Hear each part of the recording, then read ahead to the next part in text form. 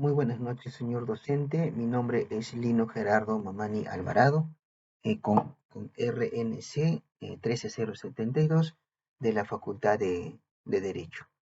En esta oportunidad vamos a tocar el tema de teoría del delito, el intercriminis. Pero antes de ello, vamos a definir o qué entendemos por teoría del delito. La teoría del delito es un sistema de hipótesis que expone, a partir de una determinada tendencia dogmática, cuáles son los elementos que hacen posible o no la aplicación de una consecuencia jurídica penal a una acción humana.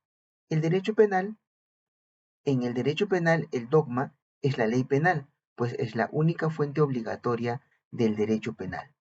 Y para ello vamos a mencionar algunas características de la teoría del delito, como son, por ejemplo, es un sistema, porque presenta un conjunto ordenado de conocimientos. Son hipótesis, son consecuencias que pueden probarse, atestiguarse o confirmarse solo directamente. Otra característica, posee tendencia dogmática. Al ser parte de una ciencia social, no existe unidad respecto de la postura como que debe abordarse el fenómeno del delito. Otra característica, la consecuencia jurídico-penal. El objetivo de estudio de la teoría del delito es todo aquello que da lugar a la aplicación de una pena o medida de seguridad. Asimismo, hablar de este tema es hablar de la definición del delito. ¿Qué entendemos por delito? Para la dogmática jurídica, un delito es una acción típica, una antijuricidad y culpable, ¿no? Algunos autores mencionan o agregan punible. Son algunos adjetivos que coinciden con los niveles de análisis de la teoría del delito. Eh, También podemos definir o de qué entendemos por teoría del delito, ¿no? Hablar de teoría del delito es hablar de los diferentes temas como son acción, tipicidad, antijuricidad, culpabilidad, intercriminis, preterintencionalidad, autoría y participación. En esta oportunidad vamos a tocar el tema de intercriminis. ¿Qué entendemos por intercriminis o qué es intercriminis? Podemos indicar que es el camino del crimen, recorrido del crimen o camino crimoso o fase de desarrollo del delito. Asimismo, es un conjunto de acondicionamientos y conductas del delincuente desde que concibe la idea criminal hasta que se verifica la primera acción ejecutiva y la consumación o el posterior agotamiento del delito. En este tema podemos identificar dos fases, el interna y el externo. Dentro de la interna, ¿no? Podemos mencionar, o en esta etapa en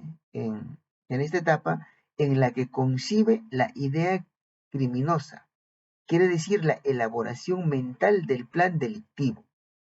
Dentro de esta fase interna se distinguen tres subtemas, las cuales tres subetapas, diré, las cuales mencionamos a continuación, como son la ideación. ¿Qué entendemos por ideación? Es el origen de la idea criminal, o sea, cuando la concepción intelectual de cometer el delito surge por primera vez en la mente del delincuente. Segundo, la deliberación, la idea surgida de rechazar o aceptar. El sujeto piensa en ella de modo que concibe las situaciones favorables y desfavorables. Una tercera que es la resolución. Aquí el sujeto decide cometer el delito. En la segunda fase, o la fase externa o de exteriorización del acto, podemos identificar tres actos. El primer acto, los actos preparatorios, que constituye actos externos objetivados, encaminados a la procuración de los medios que permitirán la finalidad delictiva. El segundo acto de ejecución, aquí son las actividades dirigidas hacia la perpetración del ilícito, hacia la realización del ilícito. Y por último, el acto de consumación es aquí cuando ya se da el acto ilícito. Dentro de la fase externa consta 3 etapas: la manifestación, la preparación y la ejecución.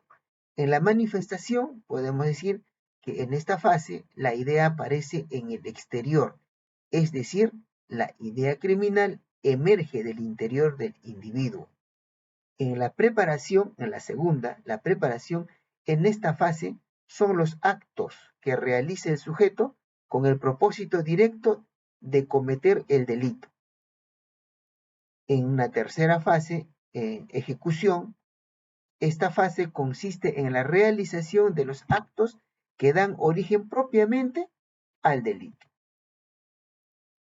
Si hablamos del intercriminis, también debemos hablar del intervictimae. ¿Qué entendemos por ello? Para la realización del delito es preciso que se den 2 caminos, del criminal y del víctima, que en algún momento se van a cruzar en el exterior o va a fracasar del intento. Para el agresor va a depender de los medios resistentes que disponga la víctima.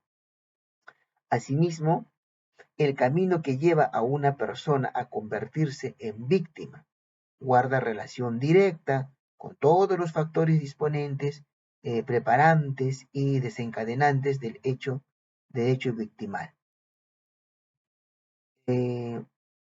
Para finalizar y englobar este tema muy importante como es el intercriminis, tenemos una tabla del resumen en el cual nos muestra y nos permite entender de lo que hemos estado hablando o hemos querido explicar. El intercriminis se divide en 2 fases, la fase interna y la fase externa. La fase interna está constituida por la ideación, por la deliberación y la resolución, tal como lo hemos identificado anteriormente, en el cual esta fase es impune, no se puede juzgar. Dentro de la fase externa tenemos los actos preparatorios, los actos ejecutivos y la consumación. En esta fase sí es punible, sí es juzgable al delincuente de todos sus actos que ha realizado. Muchas gracias, profesor. Eso sería todo en referencia al tema propuesto del día de hoy. Gracias.